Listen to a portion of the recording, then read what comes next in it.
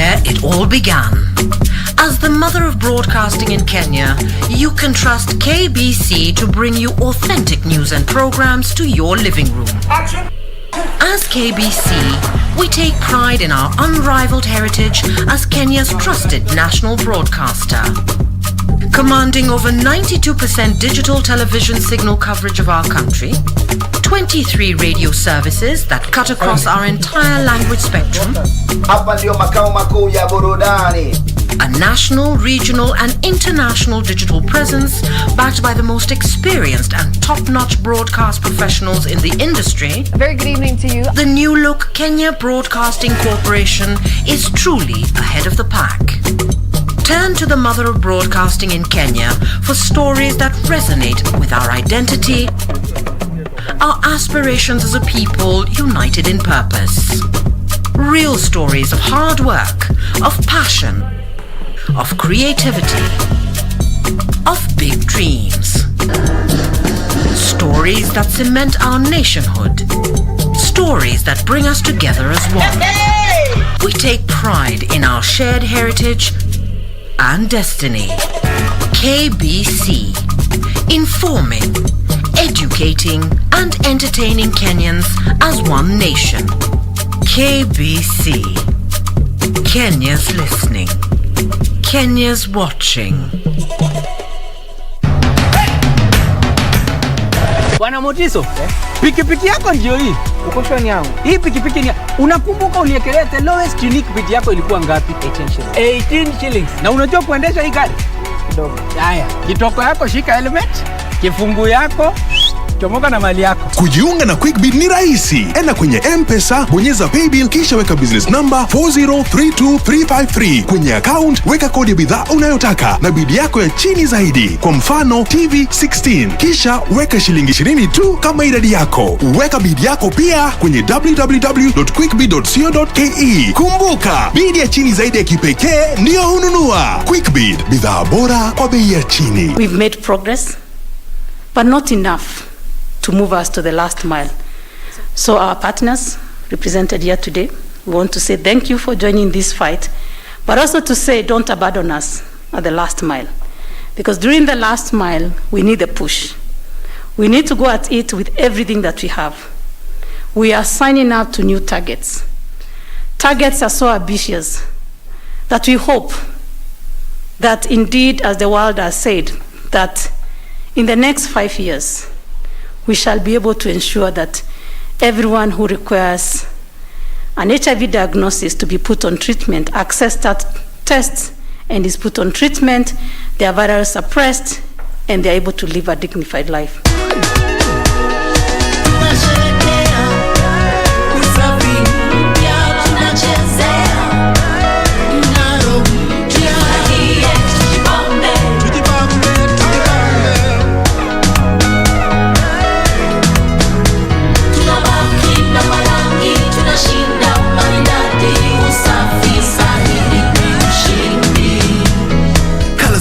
Like never before, Ushindi with OxyBright does so much more. Removes stains easily and cleans it right. Brightens with the magic of OxyBright.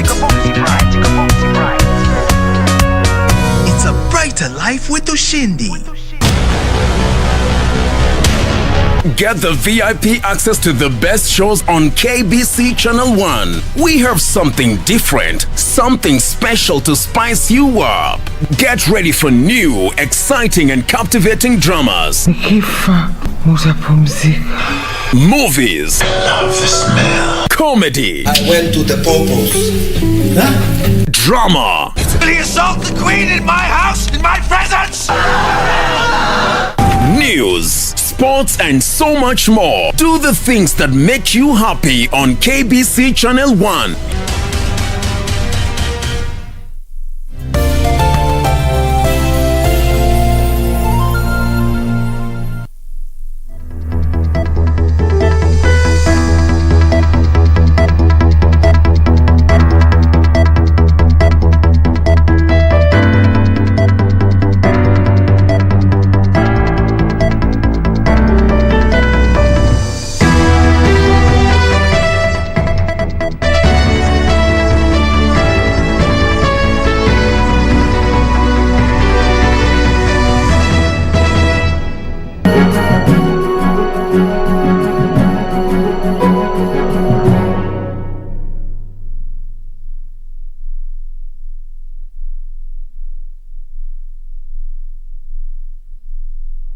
It is D-Day. Have you filed your returns?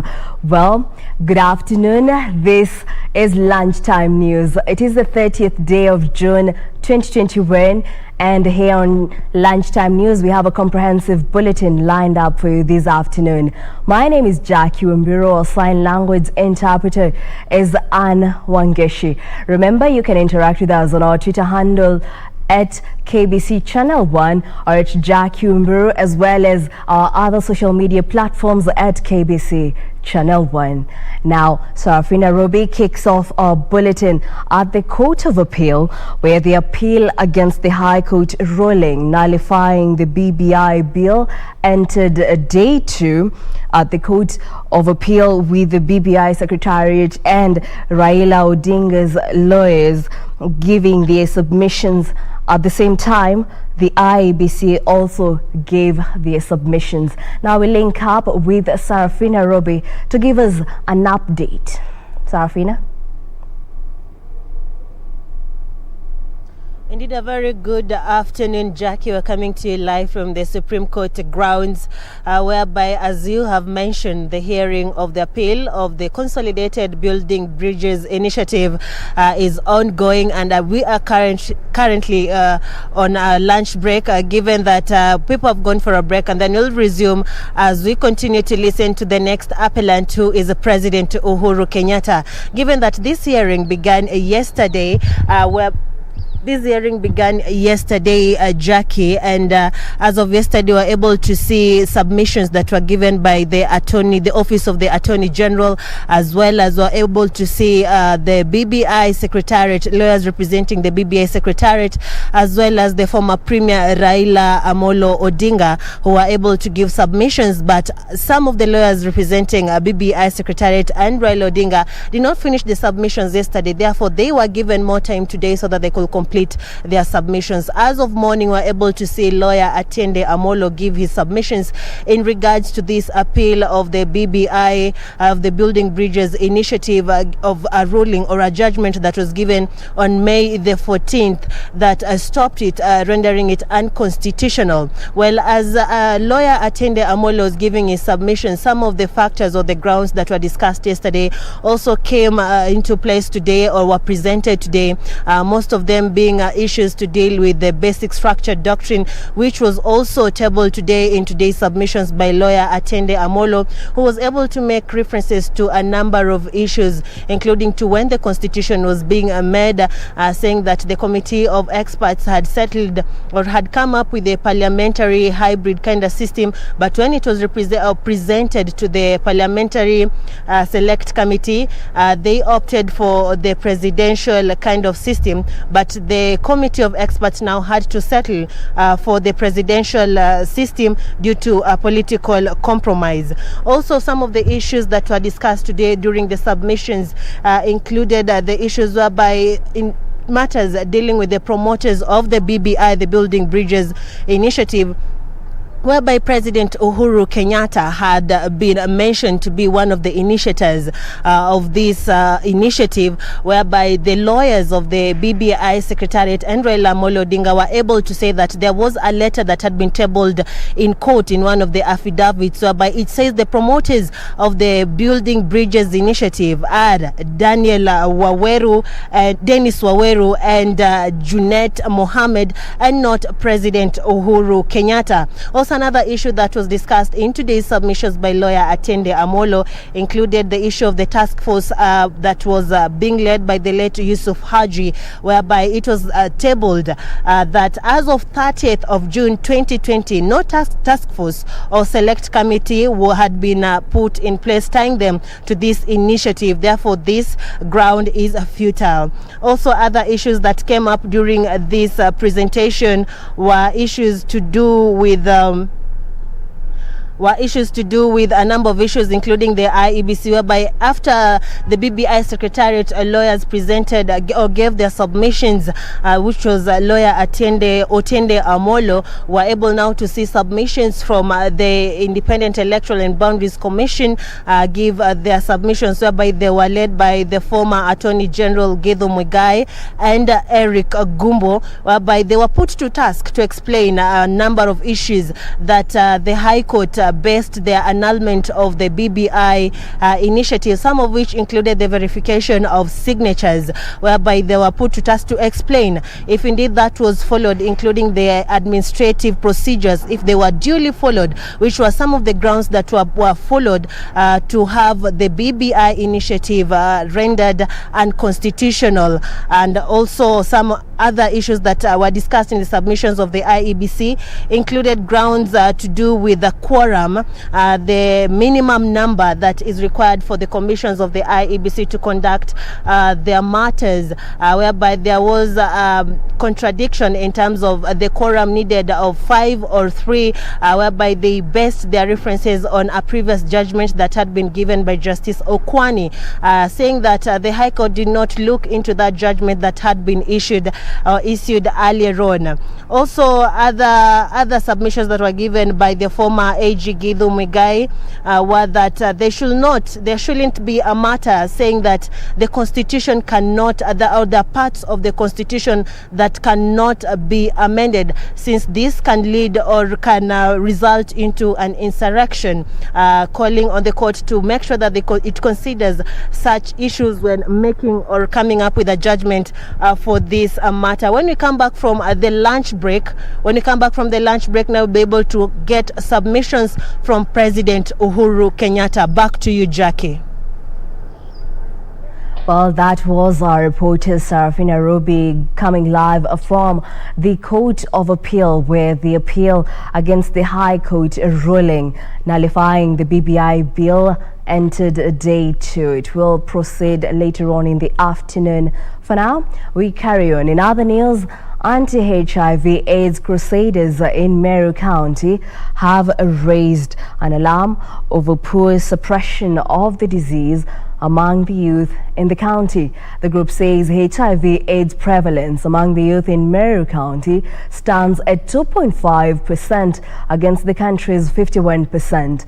Led by Marion Masho, the HIV coordinators in Meru, Embu and Tharakanithi say most youth face stigma and disclosure, hence low uptake of drugs. The campaigners have called for the empowerment of youth to bolster the war on HIV/AIDS. Let's have a look. 1,000 people in Meru County are currently living with HIV. 39% of them are youth. Around 4,300, and among the young people who are living with HIV, their suppression is very little, and we have challenges when it comes to adherence to medicine. Challenges of stigma and disclosure hamper efforts by the National AIDS Control Council to suppress the disease and its spread. In 2020 calendar year, Meru County recorded 765 new HIV infections among the youth. So we have a generation where if we don't take care, most will turn positive, and the reason why we are here and we've mobilized a big team of young people is to have these conversations. 25-year-old Joy Mwireri, who's living with HIV, says most of the infected youth live in denial. Ukikata kujiaccept yezi ingi zina hakuna mtu mwingine atai kuja kwako anze kukuaccept venye uko, so unakuta sometimes wewe ndio mindset yako ndio inapaswa kwanza kukua hapo. The young people blame intergenerational sects, commonly known as sponsors, peer pressure to attain certain social status, and risky behaviors as some of the factors contributing to the rising cases among the young people. There is so much actually negative attitude towards condoms.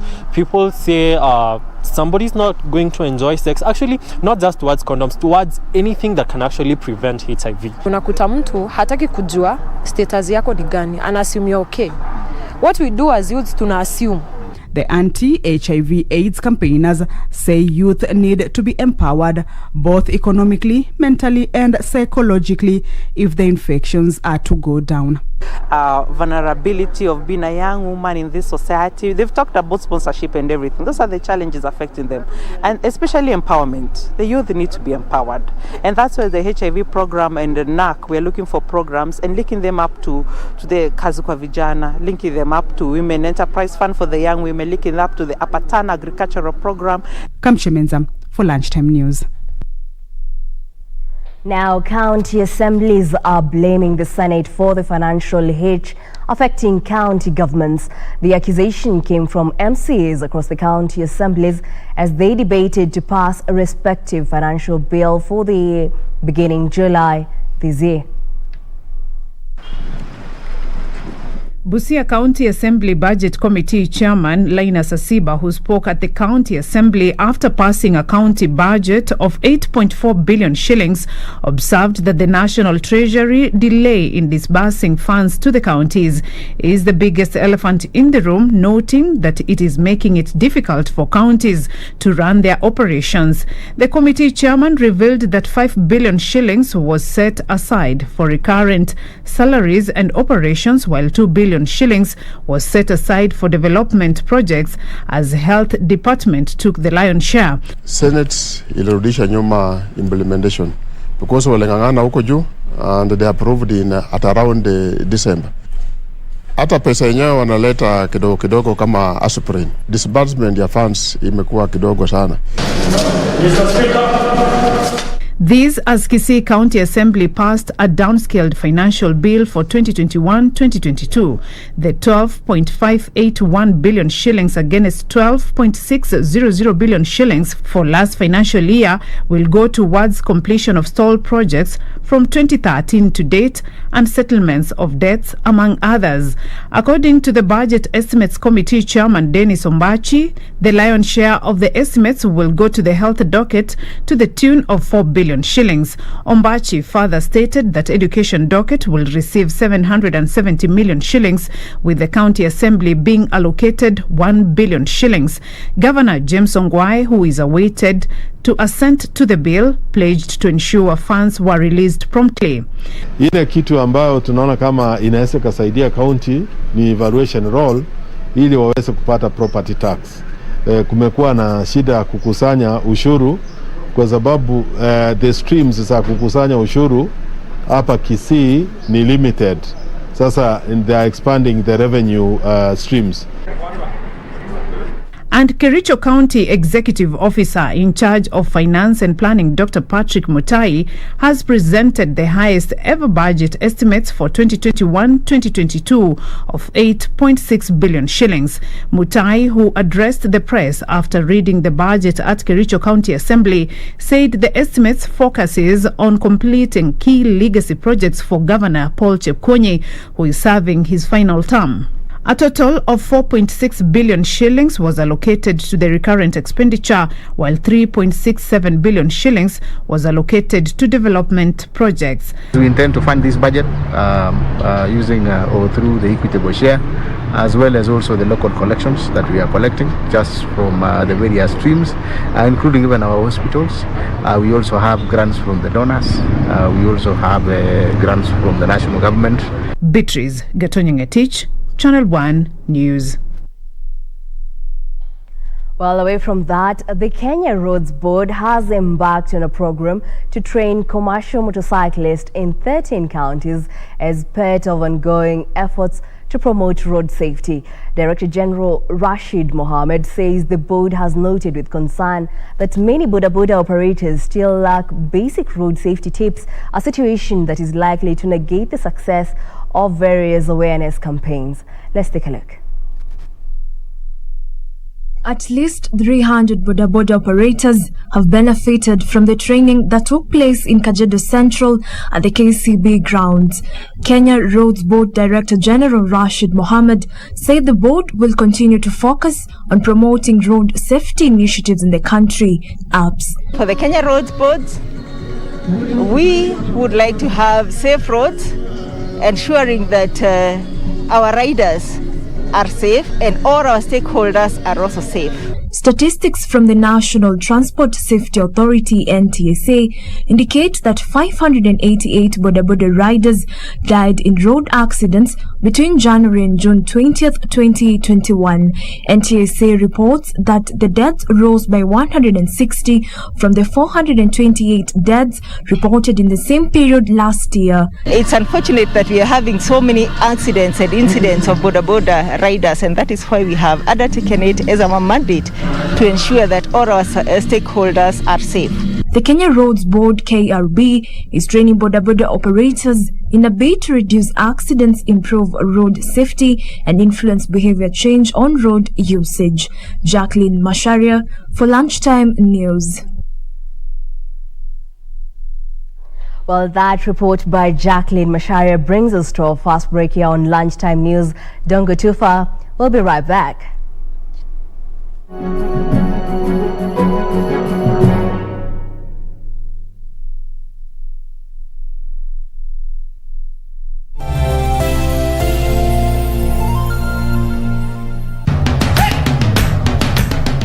Bwana Motiso, pikipiki yako ndio hii.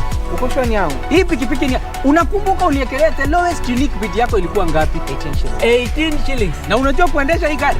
Kidogo. Haya, kitoko yako shika helmet, kifungu yako, chomoka na mali yako. Kujiunga na QuickBid ni rahisi. Enda kwenye M-Pesa, bonyeza paybill kisha weka business number 4032353. Kwenye account weka kodi ya bidhaa unayotaka na bid yako ya chini zaidi. Kwa mfano TV 16. Kisha weka shilingi 20 tu kama idadi yako. Weka bid yako pia kwenye www.quickbid.co.ke. Kumbuka, bid ya chini zaidi ya kipekee ndio hununua. QuickBid, bidhaa bora kwa bei ya chini. Malaria ni ugonjwa hatari sana unaoua watu wengi hapa Kenya. Japo kuko na corona, hatari ya malaria bado iko. Mtoto huyu alikuwa na joto jingi, kutetemeka, kuumwa na viungo na uchovu. Alikimbizwa hospitali ya umma ambako sheria za COVID-19 huzingatiwa na ni salama kwa shughuli ya upimaji. Vipimo vilionyesha kuwa ana malaria na papo hapo daktari akampa dawa za malaria na kumshauri azimalize, na ili kujikinga wawe wakilala ndani ya neti iliyotibiwa. Malaria husambazwa na mbu. Walio hatarini ni watoto wa chini ya miaka 5 na akina mama wajawazito. Kupimwa na kutibiwa ni bure katika hospitali zote za umma. Usisahau adui malaria. Zero malaria huanza na mimi. Chukua jukumu leo. Komesha malaria. Ujumbe huu umeletwa kwenu na Wizara ya Afya. Siku moja mosquito ilipata ujauzito, ikazaa mtoto. Sasa hiyo mama ya mosquito ikatuma mtoto mosquito iende ikapige doria iwaje kukaa kwa nyumba. Sasa hii mtoto mosquito ikaenda ikarudi. Hii mtoto mosquito ikaambia mama yake, mama, mimi nimeenda kila mahali watu wanapigia mimi makofi, watu wamefurahiana na mimi sana. Mama, hii mosquito ikaambia mtoto yake, hao wapigi wewe makofi eti wanafurahia wewe. Hiyo walikuwa wanataka kuua wewe. Ili kupata skiza tune hiyo ya mosquito, bonyeza *811 *967#. Bonyeza *811 *967#.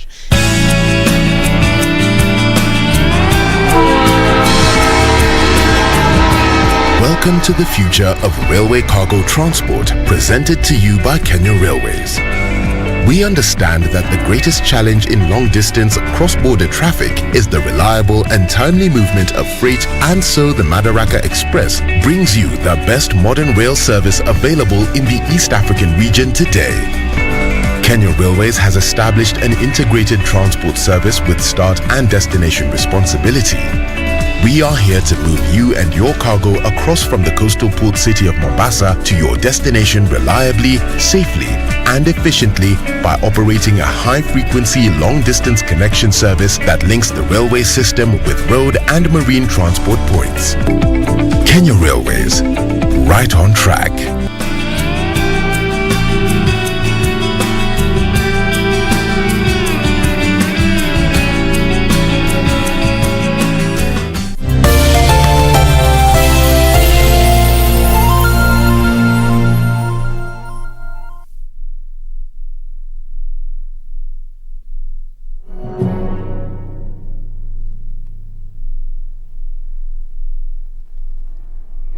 Welcome back. Now let's proceed. Residents of Yueleteke in Kipkomo sub-county have staged a demonstration rejecting the appointment of Japheth Ruto as their new area assistant chief. They claim the new assistant chief is an outsider. The new Yueleteke assistant chief Japheth Ruto was appointed following the death of Moses lawyer Tom early this year. According to residents, the administrator is not a local and so cannot be in a position to serve them well. Si tumekataa yule amechakuliwa kwa sababu serikali wenyewe walichakua. Hatujafurahia kama wananchi wa hii kijiji ya Yueleteke. Hatujafurahia sana, tumekataa tabia yake, tumekataa vile anaenenda. Residents led by Wilson Amanangole say they will continue protesting until the chief's appointment is revoked. Echoing his sentiments, Lokwa Cheleken said they want a local administrator who understands the challenges within their sub-location. Maandamano yetu ya leo ni ya amani na tunataka haki yetu ambaye ametunyang'anywa. Tunasema bwana county commissioner, ikiwa wewe ni county commissioner ya watu wote, wewe ufutilie mbali appointment ya Japheth Ruto. For Lunchtime News, I'm Amboyo Tiende. Vihiga Governor Dr. Wilbur Otichlo has urged area residents to invest in modern farming technologies to reap the benefits and improve their livelihoods. Now, the governor says Vihiga County has spent more than 200 million shillings in boosting farming in the region. The county government is scheduled to launch an irrigation scheme in the region and introduce a new variety of banana stems. A new variety of napier grass has already been distributed to farmers to enable them to boost yields.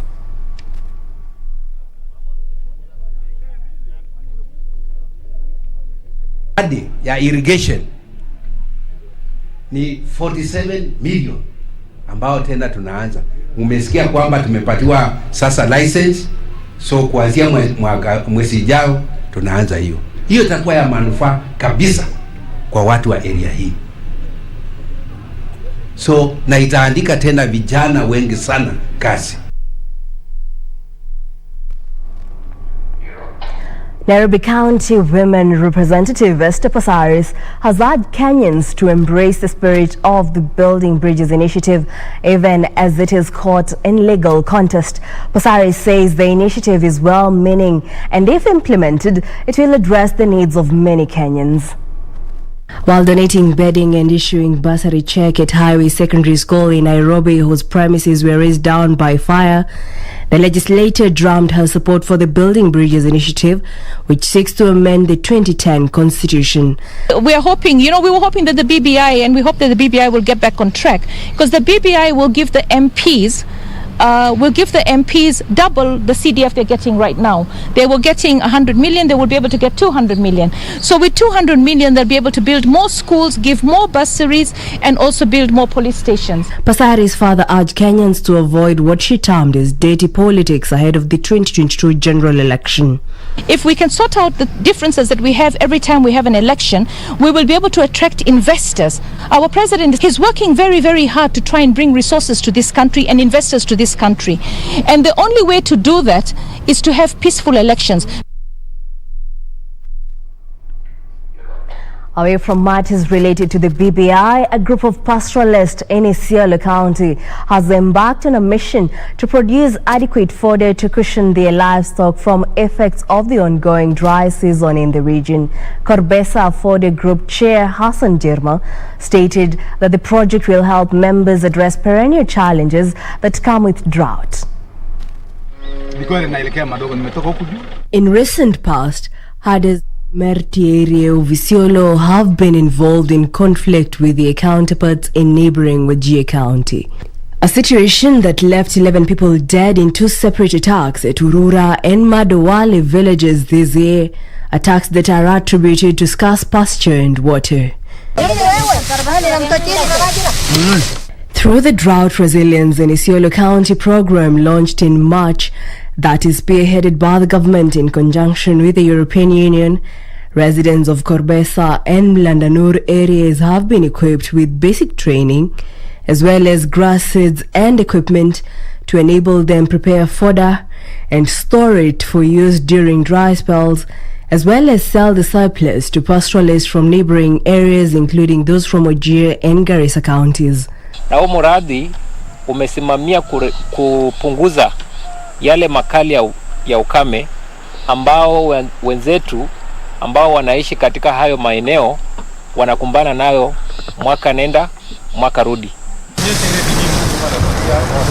According to Korbesa Fodder Group Chair Hassan Jirma, the project is paramount as it offers local herders security with bales of grass already stored in anticipation of the impending drought situation. Tuko na shida mingi sana, nyasi inamea, wakati inamea bushfire inakuja inamaliza nyasi yote. Hakuna kuchunga nyasi inaenda tu ovyo, haina mwenyewe, haina faida. Mtu yote anaweza kuweka nyasi moto ili na ungue wote. Kwanza kama leo hii nyasi imemalizika na kuchomeka, lakini leo kama wewe uko na shida ya nyasi unapata kwa njia rahisi, kwa sababu sisi tunatunza, tunauzia hawa. Korbesa Location Chief Shana Beidu Shana held the idea of producing fodder locally as a huge step towards building drought resilience for pastoralists in arid areas. This is the only group katika hii location ndio wameona faida ya kupanda nyasi na kuuza. Nafikiri even our neighboring county like Wajir wamewahi kufika hapa kununua nyasi. DRIC Project Officer Leonard Ekea said there was need for commercialization of the product to enable the group members to earn an income, further boosting their morale to grow more grass for sustainability of the project. Kuna nyasi ambayo iko katika kiwango mzuri ya kutumiwa na ng'ombe. Kisha baadaye tulikuja tukajiuliza swali. Tumeshawafunza jinsi ya kutafuta nyasi. Wameshatafuta nyasi ya kutosha. Wamehifadhi. Kuna zingine wametumia na kuna nyingine imebaki. Ni nini itawasaidia ili wakuwe motivated kwenda kutafuta nyasi zingine?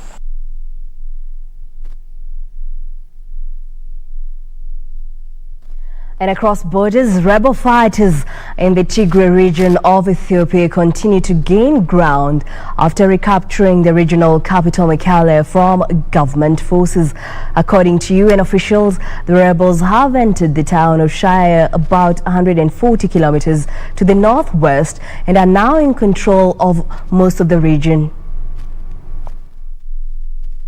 The fighting began in November when rebels rejected political reforms and captured army bases, but the government forces captured Mekelle later in the month.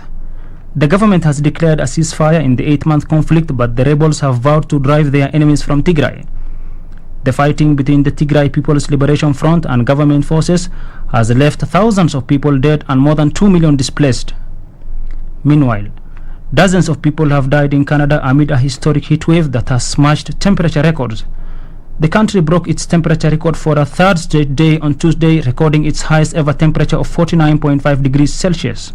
Police in the Vancouver area have responded to more than 130 sudden deaths since Friday, where most of them were the elderly who had underlying health conditions, with heat being a contributing factor.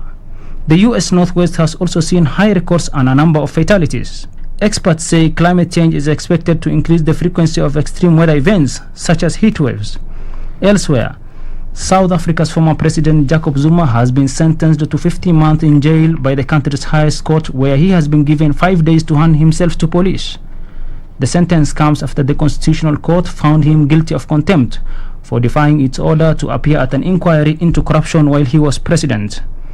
Zuma's time in power, which ended in 2018, was characterized by graft allegations. The former president testified only once at the inquiry in what has become known as state capture, but then refused to appear subsequently.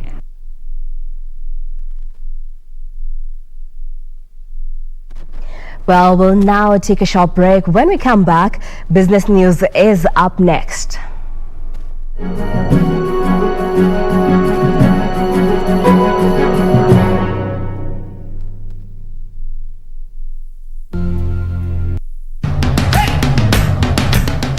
Bwana Muti, Tiso, pikipiki yako ndio hii. Uko shoni yangu. Hii pikipiki ni unakumbuka uniekelea the lowest unique bid yako ilikuwa ngapi? 18 shillings. Na unajua kuendesha hii gari? Kidogo. Haya, kitoko yako shika helmet, kifungu yako, chomoka na mali yako. Kujiunga na QuickBid ni rahisi. Enda kwenye M-Pesa, bonyeza paybill kisha weka business number 4032353. Kwenye account weka kodi ya bidhaa unayotaka na bid yako ya chini zaidi. Kwa mfano TV 16. Kisha weka shilingi 20 tu kama idadi yako. Weka bid yako pia kwenye www.quickbid.co.ke. Kumbuka, bid ya chini zaidi ya kipekee ndio hununua. QuickBid, bidhaa bora kwa bei ya chini. Quiero amarte de una forma diferente, de otro modo. Well, if you think I'm going to keep my mouth shut, you're wrong. Ask Maximiliano to come here. I need to see him in front of me, so I can kill him. What I'm going to tell you is very serious, I swear. So, do you really mean we're leaving this place? Of course. I'm fixing everything to get away as soon as possible. You don't have a choice. It's for her own good, Horacio. For her own good? Or is it yours? Huh? You selfish woman? Quiero amarte de una forma diferente, de otro modo, nunca igual al de otra gente. I'm walking on the streets of Konza Technopolis. Yes, you got it right. The African Silicon Savannah is slowly but surely taking shape. But the question is this: what do we need to do to accelerate the progress of Konza? The project is taking shape. As you can see, the Konza complex is up and the roads are ongoing construction and the project is becoming a reality. This week on Inside Government, we talked to Kotida Chief Executive Officer, Engineer John Tanui, on the progress of Konza and the future of the African Silicon Savannah, right here on KBC Channel 1.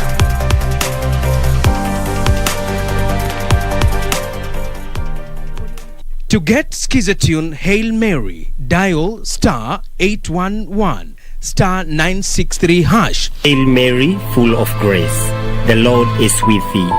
Blessed art thou among women, and blessed is the fruit of thy womb, Jesus.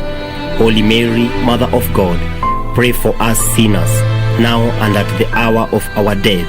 Amen. To get Hail Mary, dial star 811 star 963 hash, star 811 star 963 hash. What does this number mean to you? A pack leader? A winner? Or just a number? To us, it means freshness, boldness, vibrancy and heritage. That's why at KBC Channel 1, we make it easier for you to pop up your family entertainment to a fresh, exciting and colorful bouquet.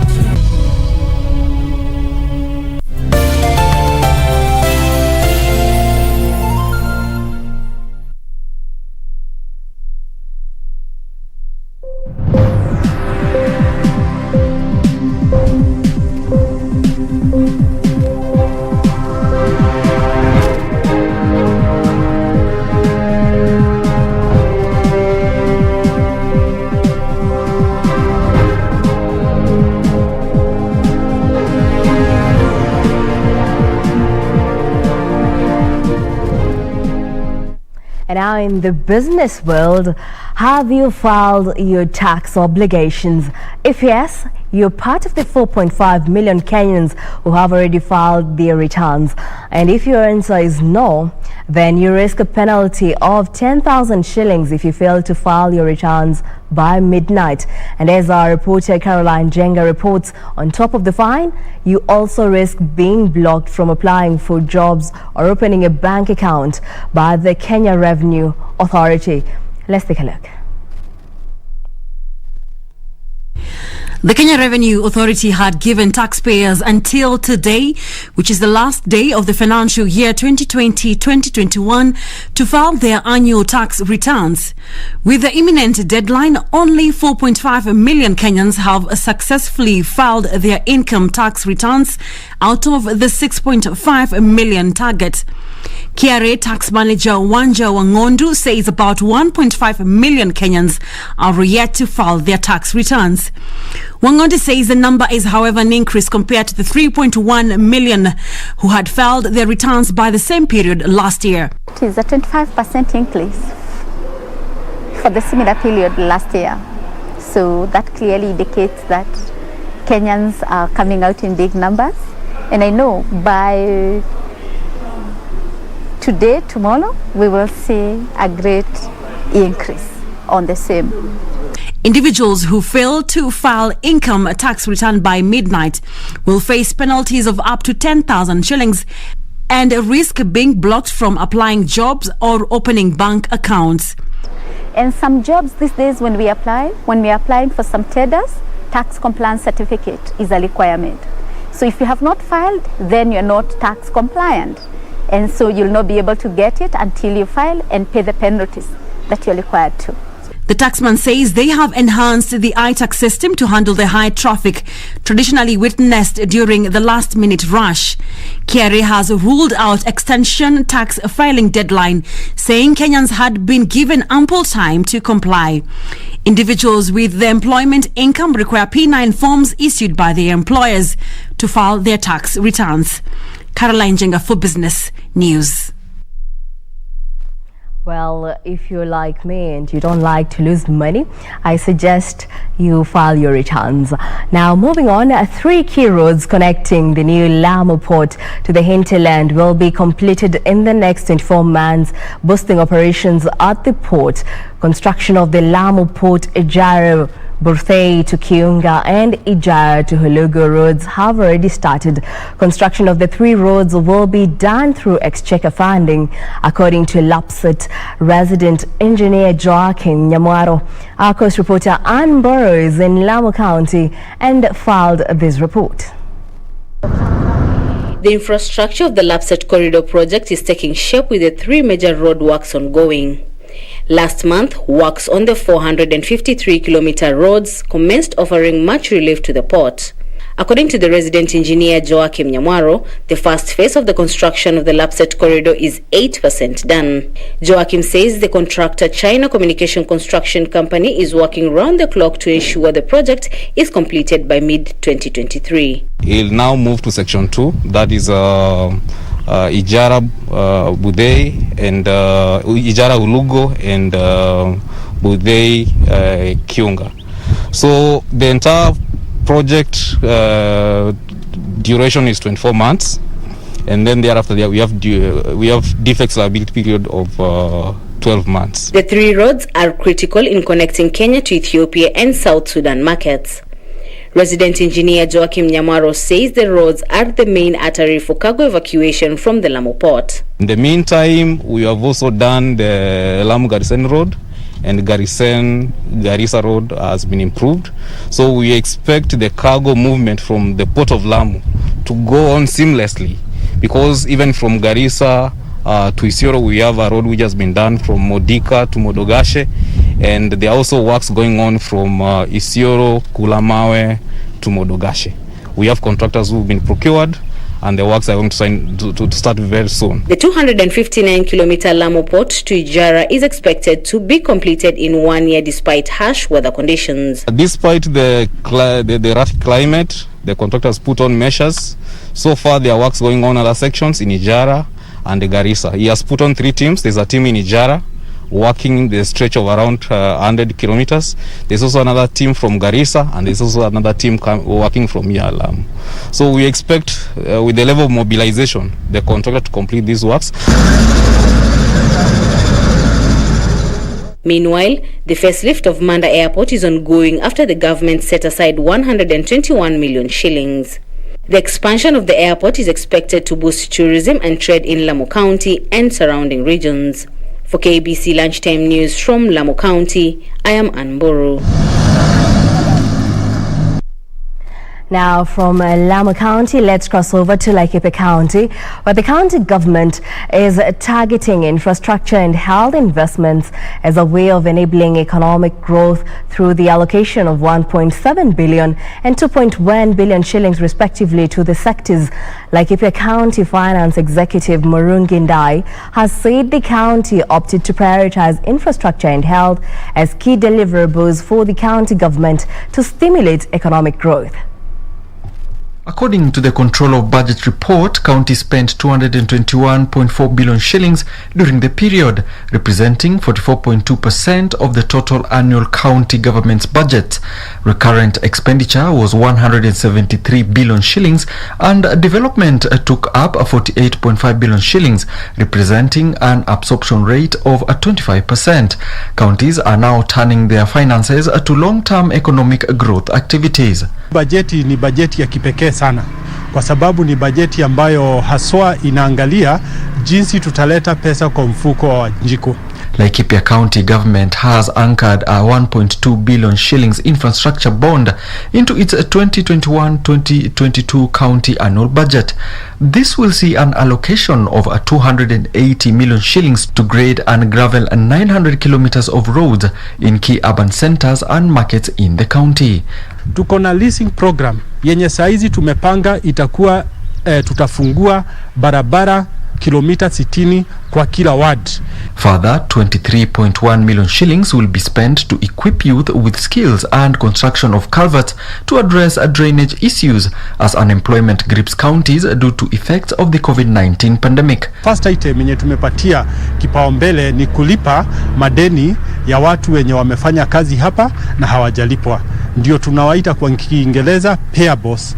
Article 212 of the Constitution stipulates that a county government may borrow only if the national government guarantees the loan and with the approval of the county government's assembly. Alan Aoko, Channel 1 Business. Away from that, a section of tourism stakeholders from the coast region are appealing to the government to allow more chartered flights into the region in a bid to help revive the coastal tourism sector whose earnings were wiped out due to the COVID-19 pandemic. Officials from the Progressive Welfare Association of Malindi say they have perfected the implementation of the Ministry of Health COVID-19 guidelines for hoteliers to resume business to pre-pandemic levels. Data from the Kenya National Bureau of Statistics (KNBS) showed that international arrivals dropped from 1.54 million in 2019 to 439,447 in 2020 after the government banned all local and international flights in March, resulting in low tourist traffic at hotels and animal parks. The Ministry of Tourism announced that Kenya would lose up to 80 billion shillings from tourism last year after an impressive performance in 2019, where the sector earned 163.6 billion shillings, a 3.9% rise from 157.4 billion shillings in 2018. Stakeholders from the coast region are optimistic that the tide will blow towards their favor, especially after the resumption of international flights. Baada ya janga la corona kuingia hapa mwezi huo wa pili wa Machi 2020, na liliathiri sana watu wetu wa sekta nyingi mbalimbali za mali, si ukulima, si biashara, si mambo ya sekta ya utalii. Corona ilituathiri ile mbaya. Reopening of the tourism sector was a move that came as pressure mounted to restart the country's battered economy. We know we have had the problems of COVID-19. We have done our very best to maintain social distances. We have educated the people, and we are now on a course to have all employees in the hotel industry be vaccinated. In Malindi, tourism stakeholders under the umbrella of Progressive Malindi Welfare Association have been organizing monthly cleanups by encouraging people to clean the environment. According to Philip Chai, a veteran hotelier, more flights to the region will enhance business. And I think it is a result of this that Lufthansa Airlines will begin to fly into Kenya from July and KLM will be flying to Kenya from October, 2 flights in a week. This is a sign of resurrection of tourism, and it's an idea which we are welcoming in Malindi, which I believe is going to assist a lot of our people. The stakeholders are also ensuring that the COVID-19 guidelines are followed and now in the process of ensuring that all hotel employees are vaccinated. The UK government has announced new legislation to allow central and local governments greater freedom to support business. Government ministers insist the new regime will allow timely and targeted assistance to companies without bureaucratic delays. These and other stories across the globe. The UK sets new laws to sweep away European Union state aid rules. The rules require member states to seek approval for government assistance to firms. Business Secretary Kwasi Kwarteng says the UK is seizing opportunities of being an independent trading nation to back new and emerging British industries and create more jobs. A new unit to issue advice on the operating of the new regime will be set up within the existing Competition and Markets Authority. The new bill will allow the government to be more agile, targeted and timely in its interventions. Meanwhile, UK-based space startup OneWeb has received a cash injection of $500 million from an Indian firm, Bharti Global. The deal means Bharti will take a 39% share, followed by the UK government, making it the biggest shareholder in the satellite provider. The new investment will help OneWeb launch commercial satellites into the space later this year. OneWeb is building a network of low Earth orbit satellites to deliver a broadband connections around the world. OneWeb currently has 218 satellites and is due to launch a further 36 on Thursday. Finally, the United Airlines has placed its biggest aircraft order to date in a bet on travel returning post-pandemic. The US Airlines confirmed it had ordered 270 Boeing and Airbus planes worth more than $30 billion on Tuesday. Its chief executive, Scott Kirby, says the purchases would accelerate business to meet a resurgence in air travel. The deal will see older, smaller jets replaced, mostly with Boeing 737 MAX planes between 2022 and 2026. Brian Munyoki, Lunchtime News.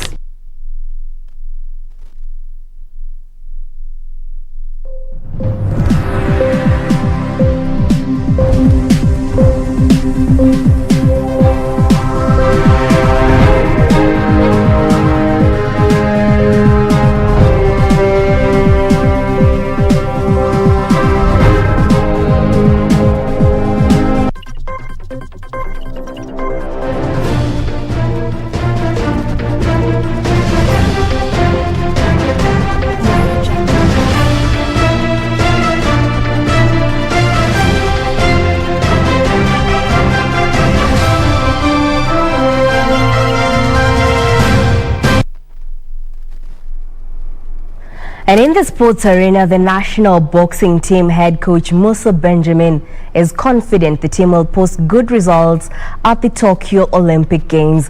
The Kenyan quartet, Nick Okoth, Eli Ajoy, Christine Ongare and Elizabeth Akenye are currently camping at Kasarani Stadium ahead of their departure to Tokyo. Bagging 13 medals, 1 gold, 5 silver and 7 bronze at the Africa Zone 3 Boxing Championship in the Democratic Republic of Congo in March, and also registering good results in Russia. The national boxing team head coach Musa Benjamin is upbeat ahead of the Tokyo Olympic Games. Musa says the team is in tip-top shape and there are no any injury concerns. The Kenyan quartet, Nick Okoth, Eli Ajoy, Elizabeth Akinyi and Christine Ongare, changed their training base to Kasarani and are now finalizing as they wait their departure date. Tulikuwa na speed test, so nangoja matokeo kutoka kwa strength and conditioning coach Bwana Kim, na kisha tuweze kuendelea na program yetu ya mazoezi. So mpaka sasa nasema tunaendelea vizuri, preparations zinaenda vizuri. Tumekuwa na changamoto kidogo kutokana na ili janga la COVID, mambo ya kwenda kufanya aerobic runs, hill sprints zilikuwa matatizo kidogo, lakini tunajimudu na yale ambao unaweza kupata. Na mpaka kuwa friendly na coach, unaona. Ukue kila saa yote ya mazoezi, taka kutangulia kuwa mbele pale, unaona. Wacha ukue kierere kwa mazoezi. Ndio mission hiyo manatumwa itakuwa successful. The Olympic Games are set to kick off on 23rd of July to 8th August this year. Now, England recorded a famous victory over Germany at Wembley to reach the quarterfinals of Euro 2020. Meanwhile, substitute Tam scored a dramatic stoppage time winner in extra time as Ukraine booked the Euro 2020 quarterfinal slot against England with a 2-1 win over Sweden at Hampden Park. Manchester City's Alexander Zinchenko fired it for a high tackle on Ukraine substitute Artem Besedin.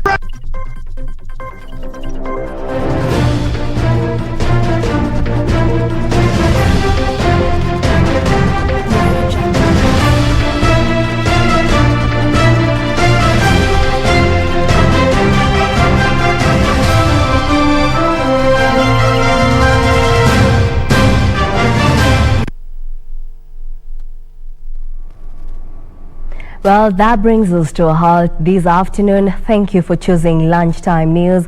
My name is Jackie Wambiru. Our sign language interpreter is Anwangeshi. Have a lovely day.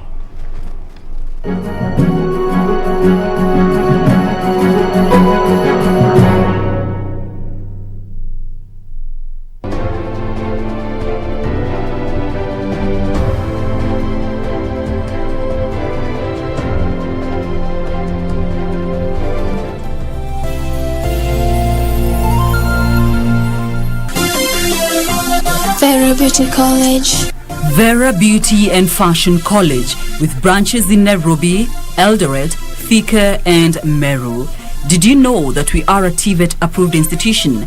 We offer courses in fashion design, interior design in soft furnishing, event decoration, flower arrangement, event planning, hairdressing, barbering and dreadlocks, beauty therapy, makeup, nail technology, spa massages, teaching skills, TOT, solo business management, and many more.